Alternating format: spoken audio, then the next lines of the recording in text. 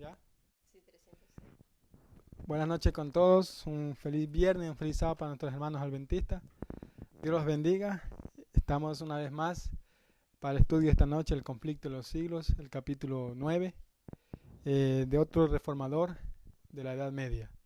Así que, pero antes de empezar este estudio, vamos a entonar un himno de nuestro himnario, que es el 306. Vamos a entonces a entonar todos y se titula Entonad un himno.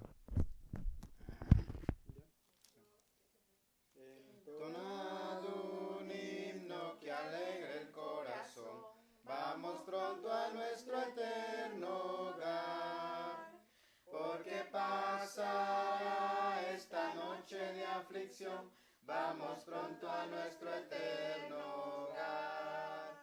Vamos pronto sí, a cruzar el fiero mar. Tras la tempestad nos veremos más allá. Vamos pronto a nuestro eterno hogar. Cuando pida Dios, el fiel siervo cumplirá. Vamos pronto a nuestro eterno hogar.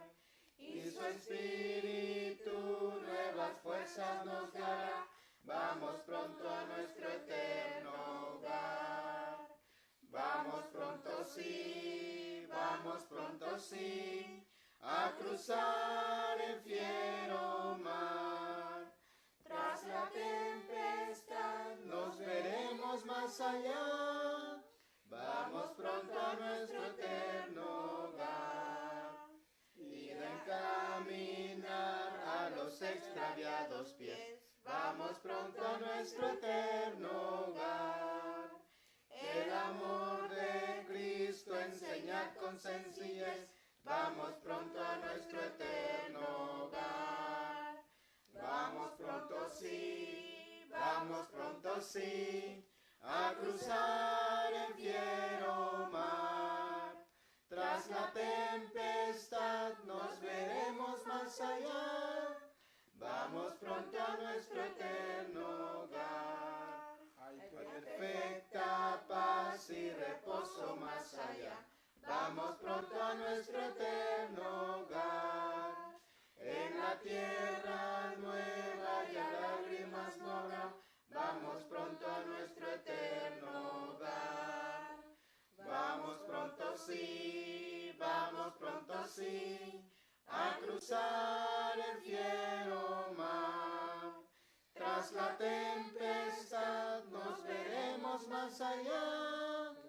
Vamos pronto a nuestro eterno hogar.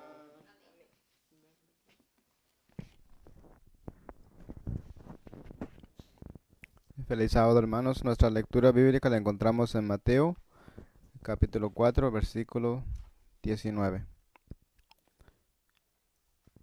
La palabra de Dios dice así: y les dijo, venid en pos de mí, y yo os haré pescadores de hombres. Los invitamos a los hermanos que puedan acompañarnos. Vamos a postrarnos para tener una palabra de oración.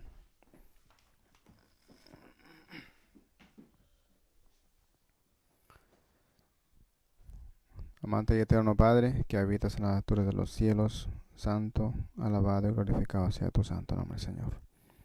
Te damos gracias, oh Padre, por habernos traído de nuevo con salud y con bien aquí a la casa de tu hijo Matthew y de tu hija Lorena.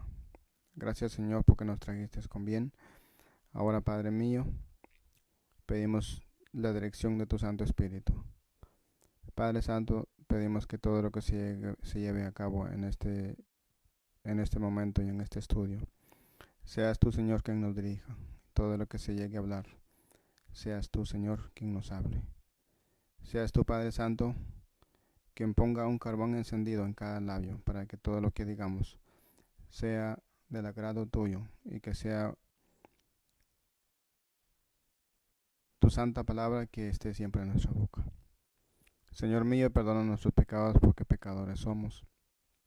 Y rogamos, oh Señor, de tu Santo Espíritu en medio de nosotros esta noche. Y todos los sintonizantes, Señor, los que van a estar escuchando o viendo este video, Padre mío, seas tú quien dirija sus mentes y sus corazones, para que te busquen siempre a ti, oh Señor, y comprendan lo que nos quieres decir esta noche. Gracias te damos, en tu santo nombre, Jesús, te pedimos todo. Amén. Amén.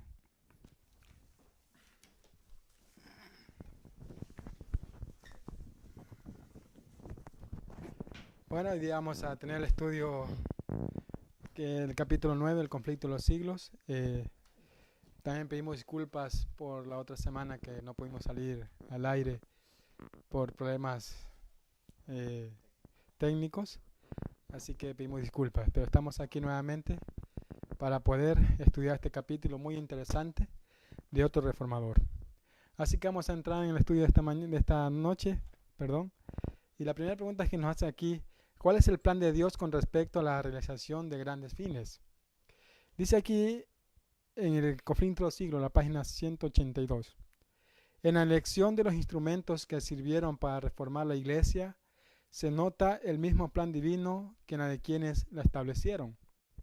El Maestro Celestial pasó por alto a los grandes de la tierra, a los hombres que gozaban de reputación y de riquezas, y estaban acostumbrados a recibir alabanzas y homenajes como caudillos del pueblo. Aquellos hombres que eran estudiados, aquellos hombres que tenían mucha influencia, tenían mucho dinero también, Dios los pasó por alto. Y siempre ha sido así. ¿Por qué, usted pregunta, sería mejor que Dios tomara en cuenta a aquellas personas que son preparadas porque harían un buen trabajo? Pero no siempre es así, porque lamentablemente los títulos, el amor al dinero nos hace muy orgullosos. Y Dios prefiere trabajar con alguien pobre, con alguien que no sea estudiado, podemos decirlo así, analfabeto, ¿verdad? Entonces Dios puede trabajar con esa persona porque Él sí la va a poder moldear. Pero aquellas personas que tienen títulos e influencias, es muy difícil que Dios pueda moldearlas. No digo que es imposible, pero es muy difícil porque un doctor, por ejemplo, un teólogo, por ejemplo, que es muy orgulloso con su título, así que es muy difícil moldearlos. Dicen ellos: ¿quién me va a poder enseñar a mí? Yo sé todo, yo soy estudiado. Pero Dios, por ese orgullo, los pasó por alto a estas personas. Dice aquí, eran tan orgullosos y tenían tanta confianza en la superioridad de que se jactaban, que no hubieran podido amoldearse a simpatizar con sus semejantes ni convertirse en colaboradores del humilde Nazareno, ¿verdad? No, es aquellas personas que de influencia no se iban a humillar, quizás no se iban a relacionar con las personas de, podemos decir, de baja categoría, más humildes, porque ellos se creen más superiores que las demás personas. Eso es lo que pasa con los títulos, nos hacen muy orgullosos, nos hacen que los títulos los formó, no había en el tiempo antiguo, no había esta categoría de títulos. Esto puso el gobierno, la Iglesia Católica, los jesuitas, para hacer distinción de personas, para decir, bueno, los que son preparados acá y los que no son acá. Pero para Dios no es así. La palabra de Dios dice que para Él no hay distinción de personas. Dios no hace excepción de personas. Para Dios todos somos iguales ante su vista. Así que fue a los indoctos y rudos pescadores de Galilea a quien dirigió el llamamiento, lo que le oyó el hermano ahora en esta noche. Venid en pos de mí y yo os haré pescadores de hombres. Estos sí que eran humildes y dóciles. ¿A quiénes? A estos pescadores, a estos indoctos, a estos Dios sí los podía moldear. ¿Por qué? Porque eran humildes, no eran orgullosos. ¿De qué tenían que jactarse si no tenían ni un título? Así que por eso Dios los llamó. Cuanto menos habían sentido la influencia de las falsas doctrinas de su tiempo, tanto más fácil era para Cristo instruirlos y educarlos para su servicio. Es importante esto. Eran ignorantes en las doctrinas de su tiempo, de lo que en ese tiempo los fariseos sabían, ¿verdad? Y era más fácil para Dios moldearlos porque no estaban tan corrompidos con la educación de su tiempo. Hoy en día también mucha gente está corrompida, teólogos, por la educación de ese tiempo. ¿verdad? Les meten tantas cosas que no tienen nada que ver con la palabra de Dios. Incluso las escuelas mismas enseñan cosas que están mal, diciendo que la niña puede estar con una niña mismo y el niño con un niño mismo, que eso no es malo, que sí se puede hacer. Y eso está en contra de la palabra de Dios. Así que a estas personas que son preparadas, se puede decir entre comillas, Dios muchas veces no las toman en cuenta, porque ya están tan corrompidas que va a ser muy difícil moldearlas. Así que dice aquí más, tanto más fácil era para Cristo instruirlos y educarlos para su servicio. Otro tanto sucedió cuando la reforma. Los principales reformadores eran hombres de humilde condición y más ajenos que sus coetáneos a todo sentimiento de orgullo de casta, así como la influencia del fanatismo clerical. El plan de Dios es valerse de instrumentos humildes para la realización de grandes fines. Ese es el plan de Dios, de valerse de aquellas personas humildes, aquellos instrumentos que se quieran dejar moldear por el cielo para hacer grandes obras en esta tierra. Así que Dios está llamando hoy a un pueblo que Dios pueda dirigirlo. Pero en este tiempo ya no serán hombres quienes dirijan al pueblo, sino será Dios mismo, dice la palabra de Dios. Entonces, ¿cuál es la razón de este proceder de Dios? Que la gloria no se tributa entonces a los hombres, sino a ¿quién? A Dios, ¿verdad? Si yo soy preparado teólogo y digo, hago un discurso muy bueno, muchas veces la gloria me la cojo yo y no Dios. Pero si yo no soy preparado y puedo dar un buen tema, entonces la gloria se la doy a Dios. ¿Por qué? Porque Dios es el quien habla a través de las personas, ¿verdad? Dice aquí, la gloria no se tributa entonces a los hombres, sino a aquel que obra por medio de ellos el querer y el hacer según su buena voluntad. Todo lo que hacemos aquí, en esta tierra, todo tenemos que hacerlo para gloria de Dios. Así que, Testimonios para la Iglesia, el tomo 1, la página 265 dice, si Satanás puede anublar y engañar la mente humana al tal punto que los mortales llegan a pensar que existe en ellos un poder inherente para llevar a cabo grandes y buenas obras, estos dejan de confiar en Dios para que Él haga lo que ellos piensan que tienen el poder de llevar a cabo por sí mismo. No reconocen un poder superior. Eso es lo que Satanás quiere, engañar a la mente humana. Decir que nosotros mismos sí podemos hacerlo, no necesitamos de Dios. Y eso es pecado ante la presencia de Dios. No le dan a Dios la gloria que merece y que se le debe tributar a su excelsa y excelente majestad. En esta forma Satanás cumple su propósito y se complace porque los seres humanos caídos presuntamente se exaltan a sí mismos, tal como Satanás se exaltó personalmente en el cielo y fue echado fuera. Él sabe que si los seres humanos se exaltan a sí mismos, se acarrearán su propia ruina, lo mismo que él. Eso es lo que pasa cuando uno se toma la gloria, el atributo que solamente le pertenece a Dios.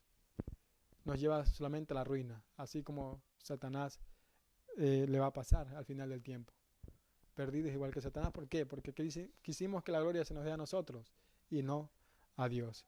Así que, hermanos, que podamos entender en estas dos primeras preguntas que todo lo que hagamos sea para gloria y honra de Dios, no para nosotros.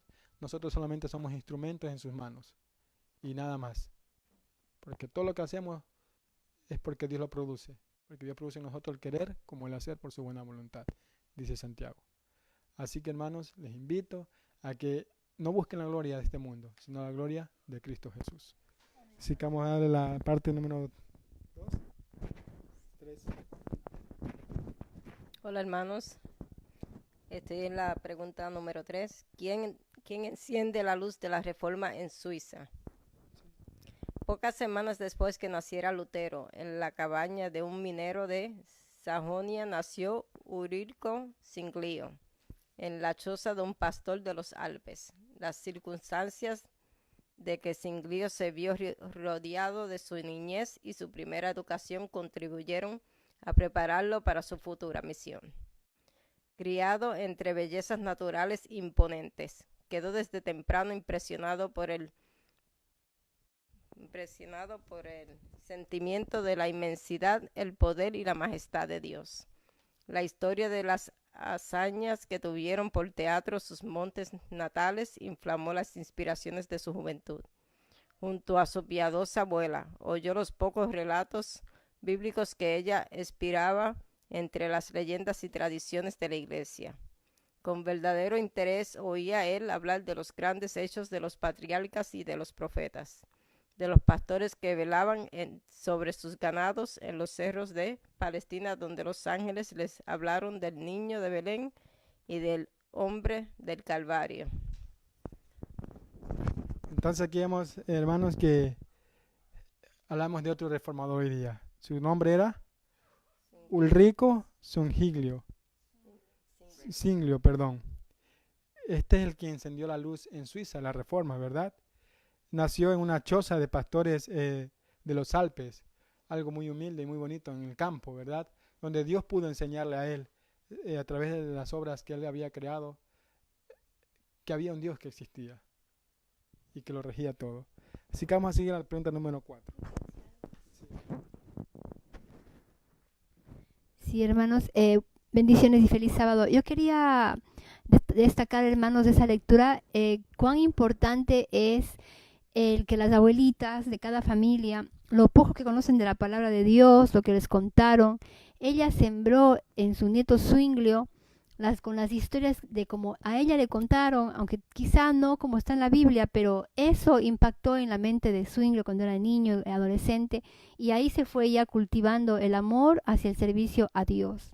Muy importante, hermanos, los que saben de la palabra del Señor, hablen con los niños, hablen con ellos, incentivenles, cuéntenles, para que ellos despierte en ellos ese amor hacia las palabras de nuestro Dios y sus verdades espirituales, su verdad presente. Amén.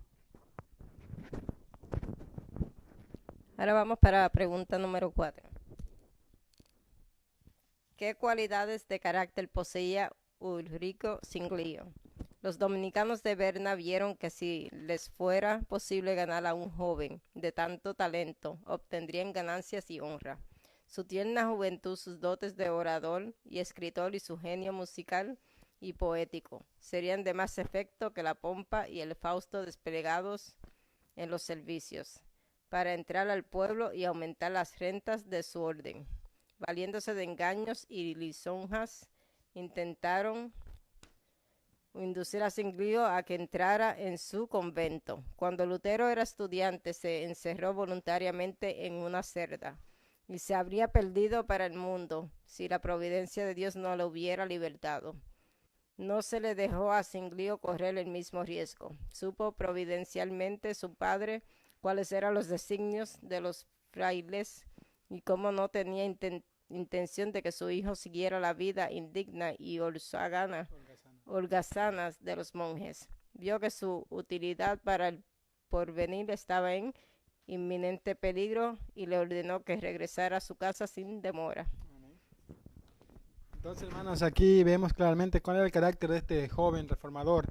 Era un carácter, dice que en su tierna edad era de dotes de orador, escritor, un genio musical y poético. Estas características tenía este joven. ¿Y dónde las cultivó? En el campo, a través de la abuela, como decía aquí la hermana, que le enseñó la palabra de Dios, ¿verdad? Y viendo esto, Roma quiso que llevárselo para hacerlo como un monje. Martín Lutero se encerró solo para ser monje, quizás en su tiempo, pero si no era por la providencia de Dios, Martín Lutero se hubiera perdido ahí. Pero gracias a Dios que él pudo abrir los ojos. Pero a este joven lo querían llevar ellos, así que el padre de él no iba a permitir eso, que su hijo estuviera en un lugar donde estuvieran haciendo cosas corruptas. Así que, hermanos, vemos claramente cómo la palabra de Dios dice: instruye al niño en su camino y aun cuando fuera viejo no se apartará de él. Así que la promesa de Dios es esa.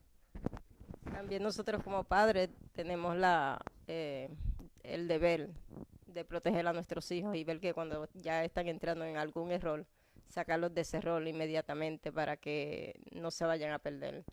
Y en este caso su padre hizo lo mejor, decirle que regresara rápidamente a su casa porque ya él veía el peligro de que su hijo se iba a perder. Por eso también nosotros como padres debemos hacer lo mismo con nuestros hijos. Sí, yo quería también acotar, hermanos, a lo que la hermana acaba de decir, que los padres tienen una misión muy importante, no perder de vista a sus hijos, ni cuando son pequeños, ni cuando son grandes, ni cuando son adolescentes. Tienen que estar ahí en la comunión con nuestro Dios para que les dé sabiduría, para saber cómo ustedes están pendientes de los pequeños detalles de sus hijos, porque lamentablemente en este tiempo, sobre todo, el enemigo anda como el león rugiente.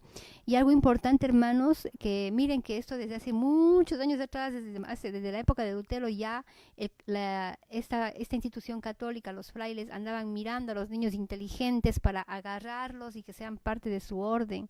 Y yo he conocido muchos casos que me han contado sacerdotes. Y hay casos en el internet inclusive de que se han vuelto ya ahora a la verdad del presente, que se han bautizado como adventistas, que ellos dan a conocer que ellos eran en su niñez muy inteligentes, muy despiertos, y los padres mirándoles les llevaban a los conventos, a los franciscanos, a los diferentes órdenes, para que ahí adiestrarlos para lo que ellos querían y manipularlos como se les antoja. Pero gloria a Dios por los que se han liberado y seguirán liberándose por la gracia de Dios. Amén. Sí, continuando con el capítulo 9, hermanos, vamos a avanzar con las preguntas. La pregunta número 1, la pregunta 5. ¿Cuál es el plan de Dios con respecto a la realización de grandes planes? Dios mío. El 5 y el 6. Sí, me equivoco. ¿Quién fue Wittenberg? Aquí la pregunta 5 es ¿quién fue Wittenberg? Wittenberg, dice el capítulo 9 del Conflicto de los Siglos, dice que fue profesor de idiomas antiguos en Basilea y que por su medio la luz divina se esparcía sus rayos en las mentes de los estudiantes. ¿En qué año fue llamado Zuinglio a predicar regularmente en el convento de Einsiedeln? Esto fue en el año de 1516, dice el Conflicto de los Siglos. Entonces aquí vemos, hermanas, que la hermana dijo, ¿verdad? Dice, ¿qué inscripción estaba grabada en la puerta de la abadía de Hastings? No sé pronunciarlo bien, disculparán. Ok, dice aquí, entre los principales atractivos de Helsingem había una virgen de la que se decía que estaba dotado de poder de hacer milagros. Sobre la puerta de la abadía estaba grabada esta inscripción: aquí se consigue plena remisión de todos los pecados. Vemos aquí claramente que ya en ese tiempo ya la gente comenzaba aunque mucho tiempo atrás ya la gente comenzaba a estar adorando imágenes. Pero aquí decía que esta virgen hacía ¿qué? Hacía milagros, ¿verdad? Y también que aquí se consigue plena remisión de todos los pecados. Pensaban que ahí se podía perdonar ¿qué? Los pecados en ese lugar. En todo tiempo acudían peregrinos a visitar el santuario de la Virgen, pero en el día de la gran fiesta anual de su consagración venían multitudes de toda Suiza y hasta de Francia y Alemania. Entonces vemos aquí claramente como ya empezaban estas peregrinaciones de la Virgen a dar sus frutos, ¿verdad? Venían de todas partes del mundo, especialmente de Alemania y de Francia en ese tiempo. Y hoy vemos lo mismo. Por ejemplo, hay una Virgen en México, Guadalupe creo que se llama. Llega tanta gente de todo tipo, de gente de todo el mundo, ¿verdad? Y en Ecuador también hay una, en mi país, la Virgen del Cisne. Si ustedes vieran cómo eso se llena, impresionante. Es tan tremendo. Vemos aquí cómo la idolatría ya comenzaba a crecer más y más. Y hoy en día vemos tanta gente que se va a esas largas caminatas para nada, porque ahí no consigue nada. Solamente consigue cansancio y fatiga, nada más. Porque ahí Dios no le va a perdonar los pecados porque hagan un largo caminata o caminen de rodillas. No, eso así Dios no trabaja. A través de Cristo Jesús podemos tener el perdón de los pecados si lo aceptamos con nuestro Salvador. Dice más, Zuinglio, muy afligido al ver estas cosas, aprovechó la oportunidad para proclamar la libertad por medio del Evangelio a aquellas almas esclavas de la superstición. Entonces él vio que estaban esclavas ¿de qué? De la idolatría. Y él comenzó a predicar el Evangelio para poderlas sacar de ese gran error que estaba. Entonces, ¿cuál era el nombre de la ciudad más importante de Suiza en ese tiempo? En donde fue Ulrico nombrado predicador. ¿Verdad? Donde fue en Zuinglio nombrado predicador. Dice, los trabajos de Zuinglio en Helsinki le prepararon para una esfera de acción más amplia en la cual pronto iba a entrar. Pasado 3 años, fue llamado a desempeñar el cargo de predicador en la catedral de Zúrich, en Suiza. Era esta ciudad en aquel entonces la más importante de la Confederación Suiza, y la influencia que el predicador pudiera ejercer en ella debía tener un radio más extenso. Pero los eclesiásticos que le habían llamado a Zúrich, deseosos de evitar sus invocaciones, procedieron a darle instrucción acerca de sus deberes. Entonces vemos que en Zúrich este predicador, un rico, fue nombrado predicador. Y de ahí tenía que ejercer una gran influencia para aquellas personas que estaban en ese tiempo ya aumentando la idolatría. Así que vemos claramente, hermanos, cómo ya la idolatría en ese tiempo comenzaba a crecer más y más. Iban a hacer grandes caminatas para adorar a una virgen y según para recibir perdón de los pecados. Con la palabra de Dios dice que por gracia somos salvos, ¿verdad? Y que solamente a través de Cristo Jesús podemos obtener el perdón de pecados. Así que no se deje engañar. Le invito y le invitamos a coger su Biblia y a estudiarla por usted mismo y a pedirle a Dios que le ayude a entender su palabra. Yo quería enfatizar un poco en lo que acaba de decir nuestros hermanos católicos que están allá afuera escuchando. Queremos que sepan que es triste que se dejen engañar de esta manera. Lo único que tienen que hacer es escudriñar más la Biblia y ver que lo que se está hablando es solo de la palabra de Dios. Ahora mismo estas vírgenes no pueden hacer absolutamente nada de lo que supuestamente los sacerdotes les hacen creer. Recientemente he visto cartel de una virgen que dice la Virgen de la Paz, y hacen fiestas. Eso es algo muy triste y también falso. Ninguna virgen puede traer paz, solamente Dios puede traer la paz. Y tienen que enfocarse solamente en Dios, no en una estatua que no habla, no escucha, no ve. Y les exhorto que cojan sus Biblias y estudien un poquito más y que nos den la oportunidad de estudiar con nosotros lo que estamos estudiando aquí, que es solamente la palabra de Dios, para que ustedes puedan abrir sus ojos y ver que Dios los quiere sacar de ese error. Amén. ¿Qué me pasa a la hermana Elizabeth que tiene preguntas?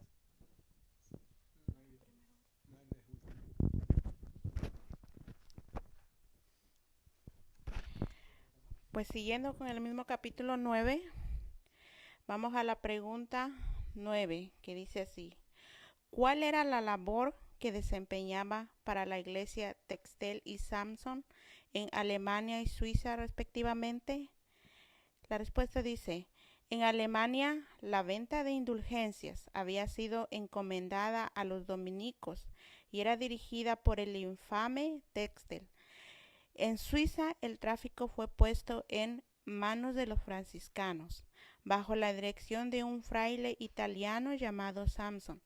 Había prestado ya buenos servicios a la iglesia y reunido en Suiza y Alemania grandes cantidades para el tesoro del Papa.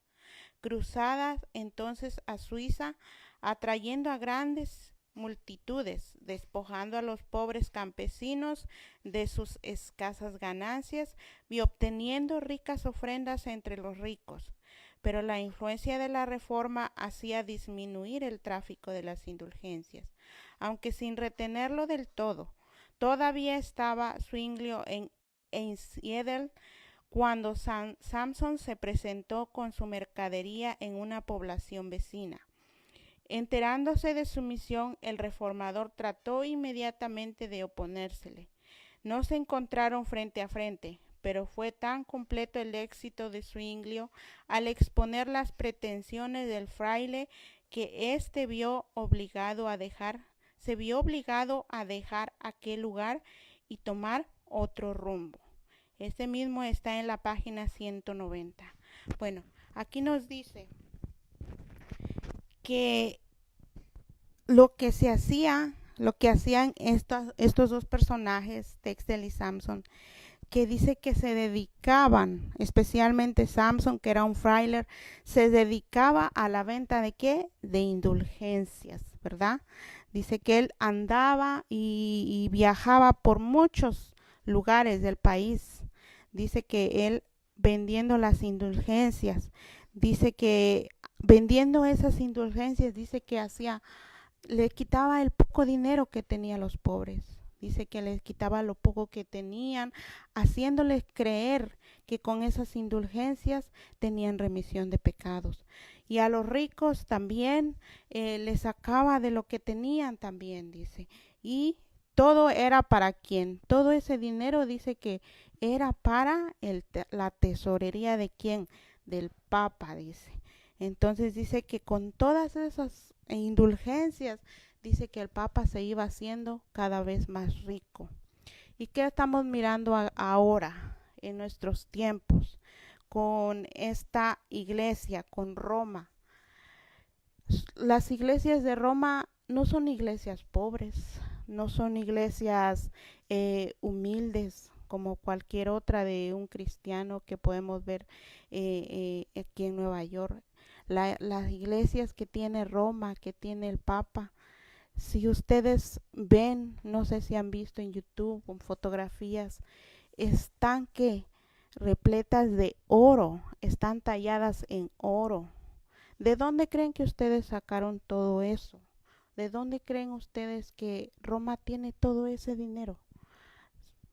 De aquí mismo, de la venta de las indulgencias. Dice que desde ese entonces comenzaban a vender todas estas indulgencias, haciéndole creer a la gente de que con eso podían tener el perdón de los pecados. Pero yo los invito a la palabra de Dios en Efesios 2, capítulo 2, versículo 8 y 9, que dice así: porque por gracia sois salvos por medio de la fe, y esto no de vosotros, pues es don de Dios, no por obras, para que nadie se gloríe. Entonces, ¿cómo es que realmente podemos ser salvos? ¿Por medio de indulgencias o por obras? La palabra de Dios dice que no. Dice que nosotros podemos ser salvos por medio de la fe que tengamos en Cristo Jesús. Por gracia es que somos salvos, no por obras, para que ninguno de nosotros nos gloriemos, ¿verdad? Entonces, aquí es claro que todo esto de las indulgencias es mentira, no es bíblico, no está en la Biblia. Es por gracia que nosotros somos salvos. ¿Comentar? Bueno.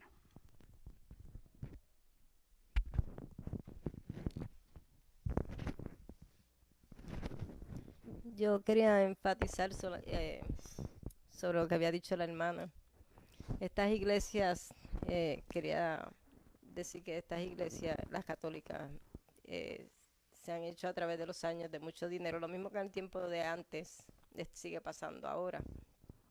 Si tú vas a las iglesias católicas, tú puedes ver, yo tuve la experiencia de ir a Ecuador y ver una iglesia en Quito, y que la hicieron los jesuitas, y por dentro es oro, completamente en oro puro. Y si ellos quisieran realmente ayudar a la gente pobre, nada más con eso ellos podrían ayudar infinidad de gente, pero ellos solamente se enfocan en ellos mismos y engañar a las personas.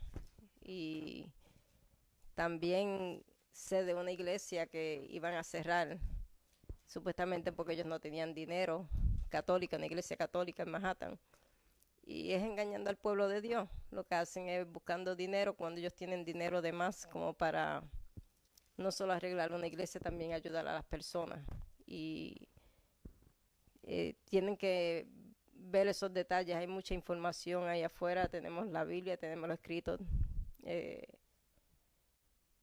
libro de Conflicto de los Siglos, que explica todo desde el principio hasta el presente, y para que ustedes puedan ver de lo que estamos tratando de explicarle aquí, de que estas cosas no deberían de estar pasando. Tristemente siguen pasando, a través de los años siguen pasando, porque las personas no estudian lo suficiente para que no los sigan engañando. Y yo pues solamente quería enfatizar en ese punto.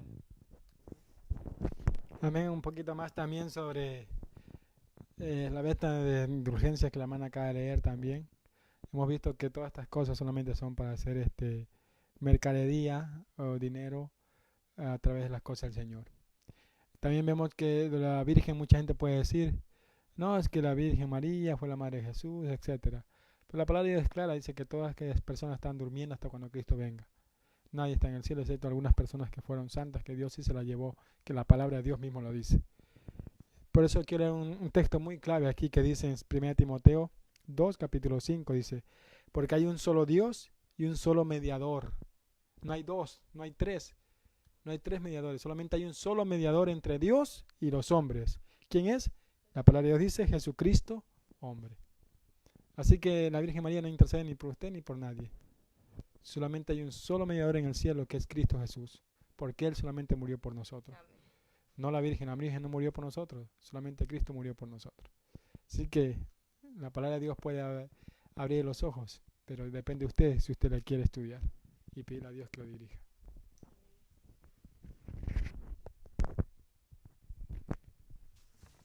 Pues sí, hermanos, seguimos con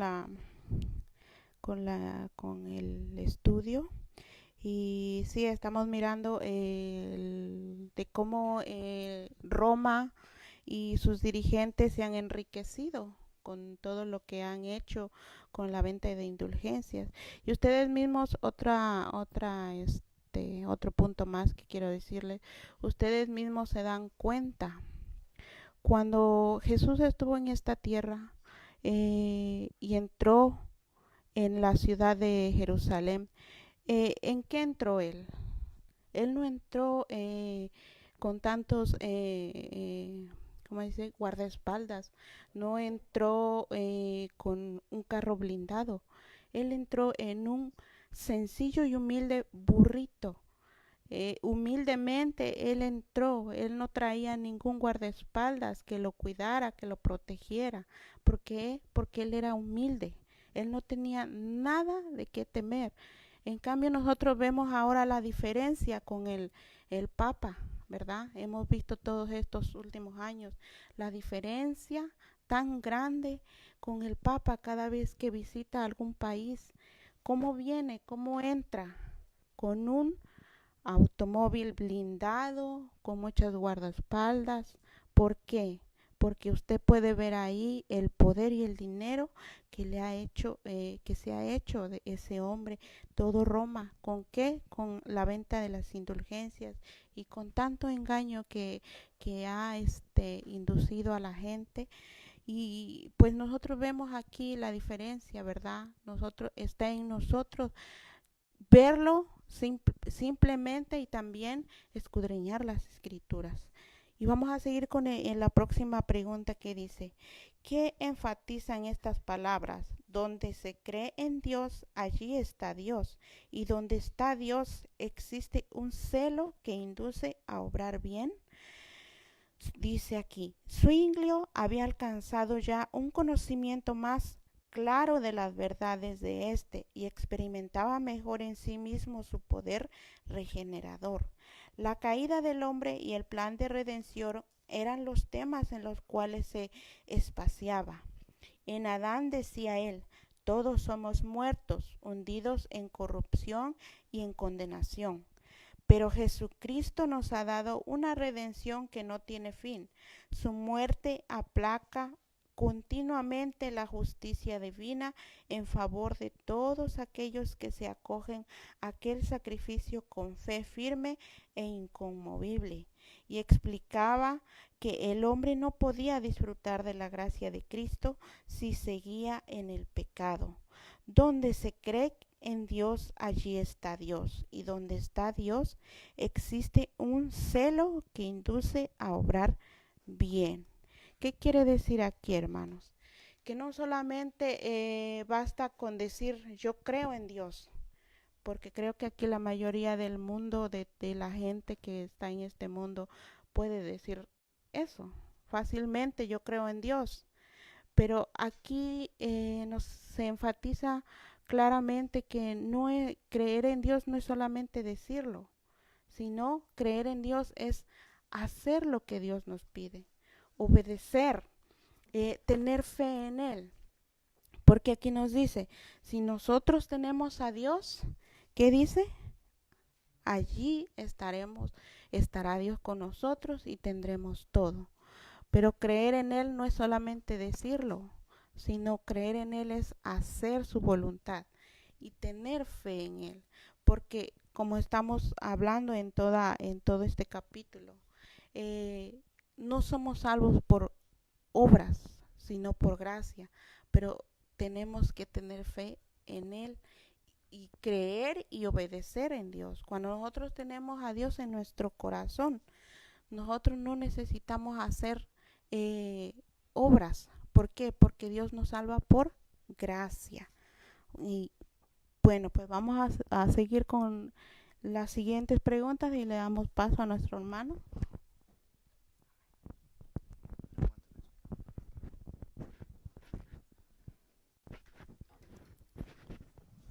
Muchas gracias. Hermanos, vamos por la pregunta número 11. Sin antes, yo quisiera comentar algo antes de hacer esta pregunta, ¿verdad? Zwinglio, cuando fue llamado a la ciudad más importante en Zurich, ahí a él le dijeron que fuera el predicador ahí, ¿verdad? Antes de que Zwinglio comenzara su ministerio en esa ciudad tan grande, los trabajadores o los sacerdotes del Papa se sentaron con él y le dijeron, mira, Zwinglio, te vamos a poner aquí en esta iglesia, pero queremos que lo primero que le pidieron, hermanos, fue que exhortara al pueblo para que diera más ofrendas y aumentara el dinero que caía en la tesorería, ¿verdad? Y también le dijeron que exhortara desde el más rico hasta el más pobre, para que el rico pues diera más y el pobre pues diera lo poco que le quedaba. Entonces, Zwinglio dice que se sentó a escucharlos, sin decir una sola palabra cuando lo estaban diciendo o dictándole lo que tenía que hacer ahí para trabajar en esa gran catedral donde lo habían puesto. Al final él habló y dijo, bueno, ya escuché todo lo que ustedes querían que hiciera yo, ahora va la mía. Él dijo, la palabra de Dios es la única fuente y es la única que yo voy a obedecer. Yo, dice él, voy a estar trabajando aquí, pero yo voy a hacer lo que la Biblia dice, no lo que los hombres dicen. Zwinglio se mantuvo firme en eso, hermanos, y dice que muchos de los que estaban ahí llevando a cabo esa sesión con él se disgustaron, muchos trataron de disuadirlo o tratar de impedirle para que hiciera esto, pero Zwinglio se mantuvo firme y así se vio este pueblo de Zurich o esta ciudad de Zurich se vio muy bendecido porque este hombre estaba dedicado a la palabra de Dios. La pregunta número 11 dice, ¿en qué ciudad pretendía controvertir con Zwinglio los enemigos de la reforma? Zwinglio, cuando él se puso a predicar la palabra de Dios y se dieron cuenta que las ofrendas comenzaban a bajar en Zurich, entonces ellos llamaron a Zwinglio para que se sometiera a juicio, para que fuera enjuiciado, pero no es realmente que fuera enjuiciado, sino que lo que estaban buscando era para que él dejara de hacer lo que estaba haciendo, o era para eliminarlo prácticamente, como trataron de hacer con Lutero, como veníamos estudiando las veces pasadas, ¿verdad? Y para esto se señaló un lugar que se llama Baden, pero Zwinglio no concurrió. El Consejo de Zurich dice, sospechando los designios de los papistas y advertido del peligro por las horrendas piras que habían sido encendidas ya en los cantones papistas para los confesores del Evangelio, no permitió que su pastor se expusiera a este peligro. En Zúrich estaba siempre listo para recibir a todos los partidarios de Roma que ésta pudiera enviar, pero ir a Baden, donde poco antes se había derramado la sangre de los martirizados, por causa de la verdad, era lo mismo que exponerse a una muerte segura. ¿Se dieron cuenta? Los que estaban trabajando junto con Zwinglio en Zurich, entonces se llegaron a un acuerdo de que él no iba a presentarse ahí, sino que iban a mandar a dos representantes de él para defender el evangelio que él estaba predicando. Dice, ¿quién era el campeón de Roma en ese momento? En ese momento, el famoso doctor Eck, que dice así, que es con 3 letras, ¿verdad? S y K, sostenido por un ejército de sabios doctores y prelados, era el campeón de Roma. Y los dos que fueron elegidos para que fueran los representantes de Zwinglio se llamaban Ecolampadio y Haller. Fueron elegidos para representar a los reformadores, en tanto que el famoso doctor Eck. Más adelante dice, aunque Zwinglio no estaba presente en aquella conferencia, ejerció su influencia en ella. Los secretarios, todos fueron elegidos por los papistas, y a todos los demás se les prohibió que sacasen apuntes, so pena de muerte. A pesar de esto, Zwinglio recibía cada día un relato fiel de cuanto se decía en Baden. Un estudiante que asistía al debate escribía todas las tardes cuántos argumentos habían sido presentados, y otros 2 estudiantes se encargaban de llevar a Zwinglio estos papeles, juntamente con cartas de Ecolampadio. El reformador contestaba dando consejos y proponiendo ideas. Escribía sus cartas durante la noche y por la mañana los estudiantes regresaban con ellas a Baden. Estos 2 ayudantes, Ecolampadio y Haller, estuvieron representando a Zwinglio en la reunión que se hizo se puede decir, en el enjuiciamiento de Zwinglio. Entonces, Zwinglio dice que estuvo más, él parece que estuvo más trabajando más duramente en vez de que hubiera estado en esa reunión. Dice que por las noches él no dormía, él escribía sobre todas las preguntas que le llevaban, porque aquí nos dice que habían 2 muchachos que la llevaban todo lo que había pasado ese día y lo llevaban ahí, le preguntaban qué es lo que tenían que hacer o cómo tenían que responder. Zwinglio trabajaba arduamente para que la obra de Dios sea manifiesta ahí, ¿verdad? ¿Quiénes fueron los representantes de la reforma? Ecolampadio y Haller fueron elegidos para representar a los reformadores. Cuando Dios se dispone a quebrantar las cadenas de la ignorancia y de la superstición, es cuando Satanás trabaja con mayor esfuerzo para sujetar a los hombres en las tinieblas y para apretar aún más las ataduras que los tienen sujetos. A medida que se levantaban en diferentes partes del país hombres que presentaban al pueblo el perdón y la justificación por medio de la sangre de Cristo, Roma procedía con nueva energía a abrir su comercio por toda la cristiandad, ofreciendo el perdón a cambio de dinero. Esto ya lo hemos visto, lo hemos comentado, ¿verdad? Que este es el trabajo principal de Roma, lo que él buscaba era el dinero. No era realmente, Roma realmente no se preocupaba por lo que el ser humano estaba pasando o por tratar de salvarle a todos los que estaban afligidos. No, sino que lo que interesaba a Roma era que le entraba más dinero. Eso era lo que buscaba, porque a eso mismo le dijeron a Zwinglio cuando lo llevaron a Zurich. Le dijeron a él, asegúrate de que las rentas, los diezmos, las ofrendas, todo lo que tenga que ver con dinero no baje, porque ese va a ser tu trabajo. Eso fue lo que le dijeron a él. No le dijeron, ahora te vamos a poner aquí para cuidar al rebaño, para cuidar a los afligidos, para que visites a los enfermos. No, nada de eso le fue puesto en todo lo que, en todo ese tema que le habían dicho a él, de lo que él tenía que hacer. Dice así, al terminarlo, El debate se prolongó durante 18 días. Al terminarlo, los papistas cantaron victoria con gran confianza, y la Dieta declaró vencidos a los reformadores y todos ellos, con Zwinglio, su jefe, separados de la iglesia. Pero los resultados de esta conferencia revelaron de qué parte estuvo el triunfo. El debate tuvo por consecuencia un gran impulso de la causa protestante, y no mucho después las importantes ciudades de Berna y Basilia se declararon en favor de la reforma. Si nos damos cuenta, hermanos, arriba dice: cuando Dios se dispone a quebrantar las cadenas de la ignorancia y de la superstición, es cuando Satanás trabaja con mayor esfuerzo para sujetar a los hombres en las tinieblas. Es lo que está haciendo justamente ahora. En nuestros tiempos no está haciendo nada diferente. En nuestros tiempos, cuando tenemos más la libertad religiosa, la libertad de expresión, ahora no lo usamos como libertad, sino que la estamos usando como libertinaje.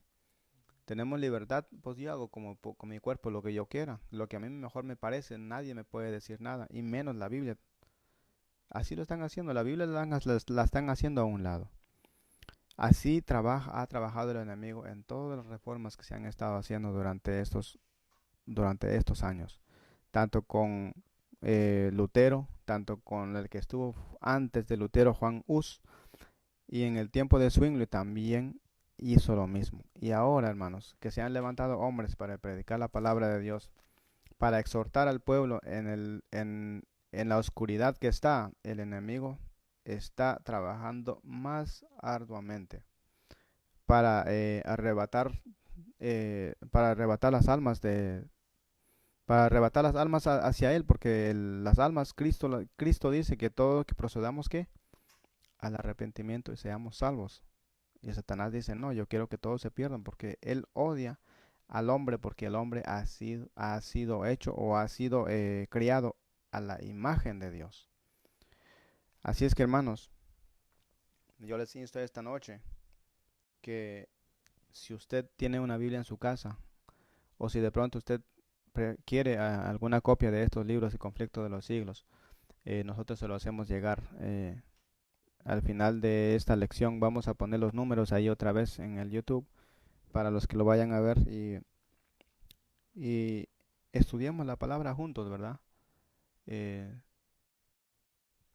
Nosotros no somos teólogos, no somos pastores, nadie es graduado de la universidad, creo que de aquí de los que estamos ahora, pero el Señor nos abre la mente y nos enseña palabras, nos enseña su palabra, pero está en nosotros querer descubrirla y querer estudiarla. ¿Alguien quiere decir algo? Hermanos, quisiera yo también hacer mencionar algo importante que no se pase por alto del capítulo. Si bien es cierto, Dios elige hombres humildes que no tienen iletrados, por decir así, del campo, sin estudio, humildes, en fin. Pero sin embargo, el hombre que a mí me tocó leer de Wittenberg, de un lugar, este señor dice aquí que él inclusive estudió hebreo, estudió otro idioma más de la Biblia. Era un hombre iletrado, o sea, hay excepciones. Si bien en el 100% de la humanidad, el 99.9, lamentablemente, de los iletrados y que se creen la divina papaya, y que porque ser estudiados de maestría, de posgrado aquí y allá, y andan pisan en el suelo, andan pisando sobre cáscaras de huevo, o sea, como se dice vulgarmente, hermanos, pero ese 1%, hay un 1% de gente estudiada, humilde, realmente, que realmente quiere servir a Dios, que quiere servir al Señor, y esa sería una excepción en cuanto a la gente que está encumbrada y que realmente tiene un corazón sincero hacia las cosas de nuestro Dios. Es una excepción. Y obviamente sí, el Señor Jesús ve el corazón humilde en la gente sencilla para hacer llegar con su palabra. Pero sí hay excepciones en cuanto a la gente que tiene estudios universitarios. Hay excepciones. Amén, damos gracias, hermana. Perdón. Aquí la palabra de Dios dice en Isaías 55.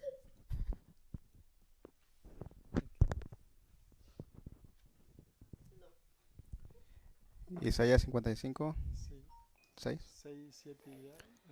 Dice así la palabra de Dios, hermanos. Buscad a Jehová mientras puede ser hallado. Llamadlo en tanto que está cercano. Deje el impío su camino y el hombre inicuo sus pensamientos. Y vuélvase a Jehová, el cual tendrá de él misericordia. Y al Dios nuestro, el cual será amplio en perdonar. Porque mis pensamientos no son vuestros pensamientos, ni vuestros caminos mis caminos, dice Jehová. Este es el llamado que Dios nos hace, hermano. Deje el impío su camino y el hombre inicuo sus pensamientos, y vuelvas a Jehová, el cual tendrá de él misericordia, y al Dios nuestro, el cual será amplio en perdonar. Así es que, hermanos, muchos de nosotros, o muchos piensan, no, es que mi pecado es tan grande que de plano yo estoy perdido y no hay solución para mí. Yo he escuchado mucho esas expresiones. Por ejemplo, yo viajo en el tren todos los días, en el bus, en el trabajo. Mucha gente dice, a veces yo escucho gente dice, no, yo mi vida no tiene solución. Déjame a mí como estoy, así voy a morir y así voy a estar. No, hermanos. La cosa no es así. Dios, ¿qué dice? Deje el impío su camino y el hombre inicuo sus pensamientos. Y vuélvase a Jehová, el cual tendrá de él misericordia. Y el Dios nuestro, el cual será amplio en perdonar. El perdón de los pecados solamente procede de Dios. Que como tenemos a Cristo Jesús como sumo sacerdote en el lugar santísimo, nosotros creemos con nuestro corazón y con todas nuestras fuerzas y con todo nuestro corazón creer que Cristo es nuestro representante y nuestro abogado allí en el cielo. El Señor, no importa qué tan grande sea su pecado, pero el Señor no dice que usted puede pedir perdón y volver a hacerlo. No, deje el inicuo su pecado y vuelva hacia mí, dice Jehová. Así es que, hermanos, es preciso dejar lo que uno está haciendo. No piense uno que, bueno, es que esta cosa yo no la puedo dejar, o este pecado no la puedo dejar. En el nombre de Jesús, ese pecado que usted tiene o que yo tengo, podemos dejar a un lado y seguir a los pies de Cristo. Así es que, hermanos, pongámonos en las manos de Dios, porque ustedes saben, Cristo no mira la apariencia, no mira a los hombres que son doctorados o que son teólogos o que son grandes. Busca a los humildes, siempre y cuando que usted se acerque a Dios de todo corazón. Esta noche vamos a cerrar con un himno. La semana que viene yo los invito, para los que tengan el libro en casa o para los que puedan bajar la aplicación. Hay una aplicación que se puede bajar por el internet en los teléfonos inteligentes. Ahí uno solamente le pone EGW, baja una de esa aplicación y uno puede bajar una cantidad de libros, y también este libro que estamos hablando, del que estamos estudiando, El conflicto de los siglos. Hay mucho más información en el libro, es muy amplio, pero el tiempo que tenemos es un poco corto para explicarlo, ¿verdad? Así es que si usted, hermano, hermana, quienes estén mirando este programa, usted puede bajar esa aplicación, pero le vuelvo a decir, como le dije hace rato, valga la redundancia, que nosotros estamos haciendo llegar este libro a donde usted quiera sin ningún costo. Que Dios me lo bendiga esta noche. La semana que viene estudiaremos el capítulo número 10, si así Dios lo dispone.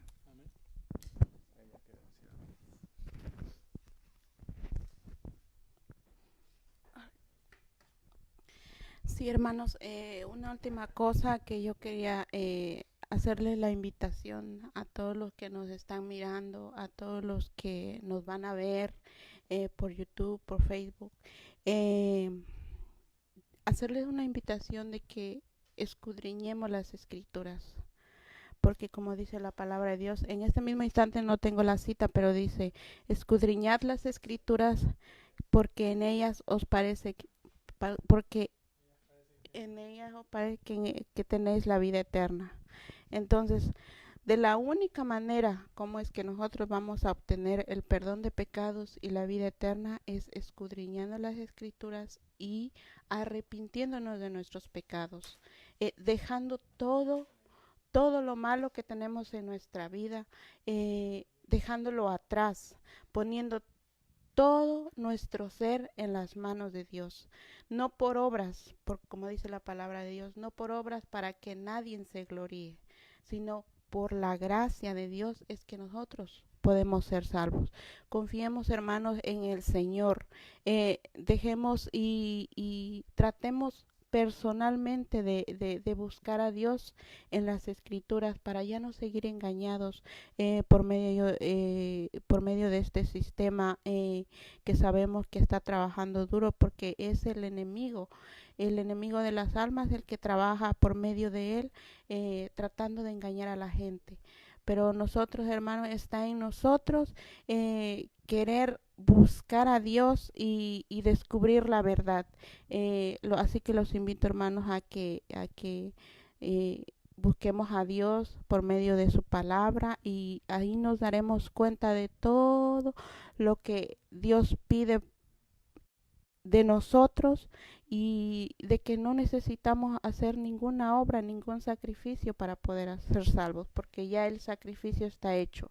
Dios hizo el sacrificio, y el sacrificio que Él hizo fue suficiente para que todos aquellos que queramos ser salvos, seamos salvos. Así que, hermanos, los insto y que Dios los bendiga. Vamos a terminar con un himno, el himno 238, Al andar con Jesús. Vamos a entonar este himno entre todos.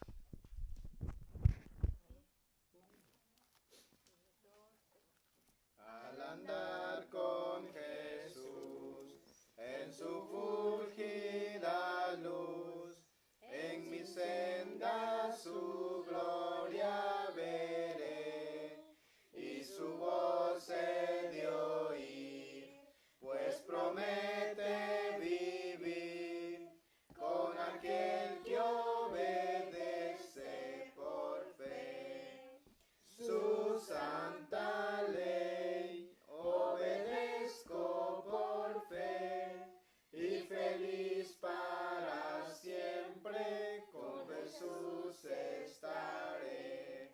Si trabajo y pena tengo aquí que cargar, rico pago en Jesús obtendré, pues alivia su amor mi afán, mi dolor, cuando ve que obedezco por fe su santa ley. Obedezco por fe, y feliz para siempre con Jesús estaré. Nunca pude saber de su amor el placer, hasta que todo a Cristo entregué. Su bondad, su favor, su poder redentor, goza aquel que obedece por fe su santa ley. Obedezco por fe, y feliz para siempre con Jesús estaré. Fiel amigo Él es, sentaréme a sus pies, y a su lado el camino andaré. Si algo hay que cumplir, o si hay donde ir, sin temor obedezco por fe su santa ley. Obedezco por fe, y feliz para siempre con Jesús estaré.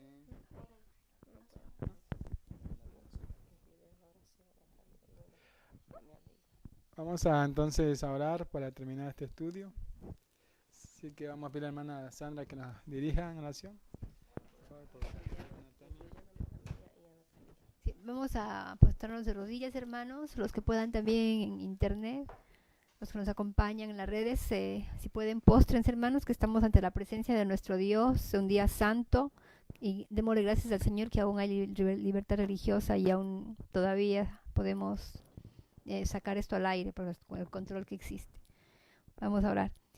Amado y bondadoso Padre Celestial que mora en la altura de los cielos, santificado y bendecido sea su santo nombre, oh Señor. En el nombre santo de nuestro Señor Jesús nos acercamos, oh Dios, al trono de la gracia.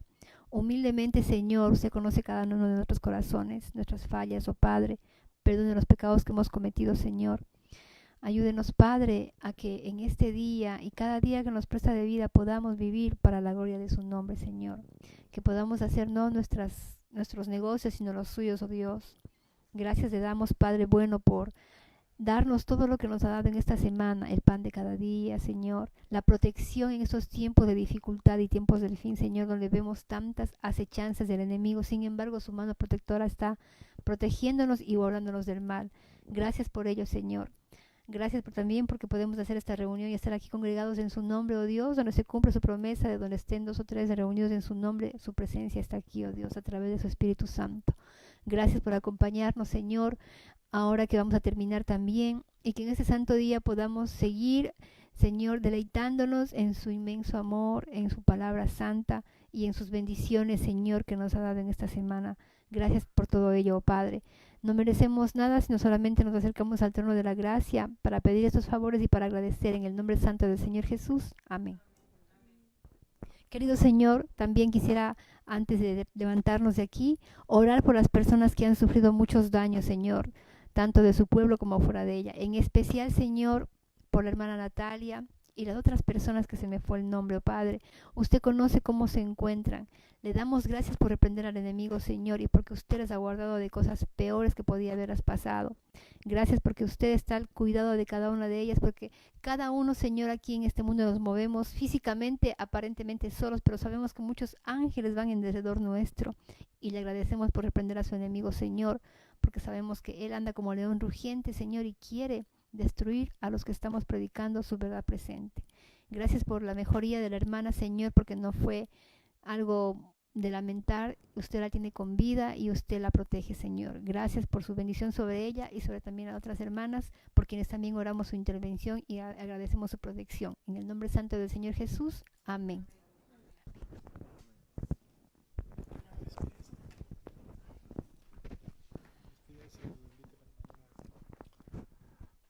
Hermanos, muchas gracias por habernos sintonizado, amigos también.